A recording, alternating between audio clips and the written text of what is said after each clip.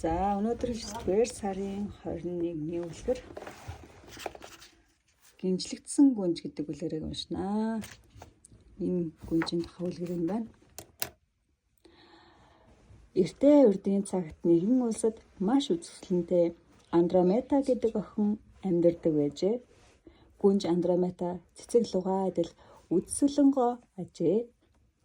Нэгэн удаа хатан Лусын охир хэдий үзэсгэлэнтэйч манай Андромедагийн үзэсгэлэнгоод яагаад ч хүрэхгүй гэж хэллээ. Хатны хэлсэн энэ үгийг Лусын охид сонсчжээ. Тэгээд Лусын охид "Юу гинэ? Ямар ичхүүргүй юм бэ?" хэмээн уурлаж хаан ааваасаа тэр хатныг шидэх гуйлаа. Ингэж хэлхийг Лусын хаан сонсоод "Тэгвэл жаахан шийтгэхэд өгье" гэж амлав.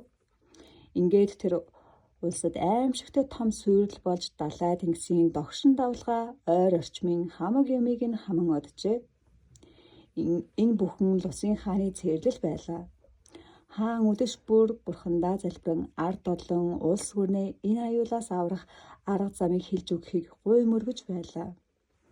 Нэгэн өдөр мөргөл үлдэж байтал гинэт бурхны дуу сонсдож Лусын хааны өршөөл үзхийн тулд өөрийн охин Андромедаг далайн халиманд өг гэж хэлв.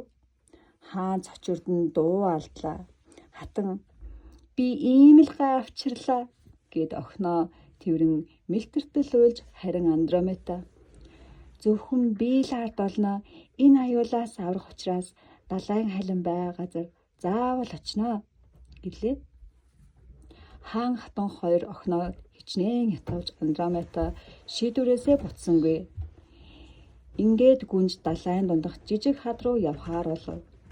Хатан ихэнх охиноо дуудсаар далайн эрэг дээр гүнжийн суусан хөлөг онгоцыг холдон нүдэнд үзэгдэхгүй болтол нь гунигтайхан ширцээр хоцорлоо. Андромеда гүнжийг жижиг хаданд гинжлээд орхив. Хэцэг хугацааны дараа хүйтэн салхи сэлгэлж харанхуй болж эхэллээ. Андромеда аав ээжигээ дуудна чичрэн зогссоор л байлаа. Энэ үед далавчтай нисдэгмээр унсан залуу гүнжийн дэргэд буув. Энэ бол эрлэг далайн ханхүү ажээ. Эрлэг дайчин ханхүү ажээ. Ханхүү гүнжээс яагаад хаданд гинжлэгдэн ганцаар байгааг асуутал харанхуй далайн гүнээс ёолох мэд хүчтэй дуу цуурайд нь сонсогдож далайн аврах халим айсвэр харагдав. Далайн халим уул шиг том биетэй морилцуулан нүдээ гялалзуулан амаа томоос том ангайлган дөхөж ирлээ. Гэтэл ханхүү гүнжийг хамгаалан халим руу дайрлаа. Ингээд аимшигтай ширүүн тулалдаан эхлэв.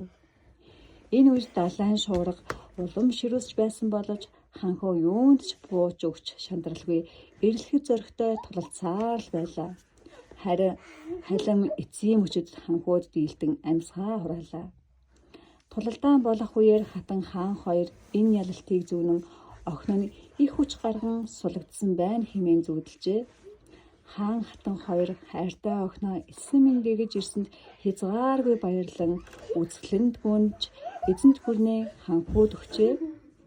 Ингээд ханхуу Андромеда гүнж хоёр хурмаахийн ард олноороо баяр хүргэцгээв. Энэ өдрөөс хойш улс гүрэн амар амгалан жаргалтай сайхан аж төрөв. За тэгээд энэ үлгэр дээр онцгой таалагдсан юм байна. Алтан хайрцаг оюун дэлгүүртэй. Энэ юу гэсэн үг вэ? Таарай. Усны гүнж. Биш ээ. Усны дэйгэн. Оюун ухаан. Зөвтэй. Астиг.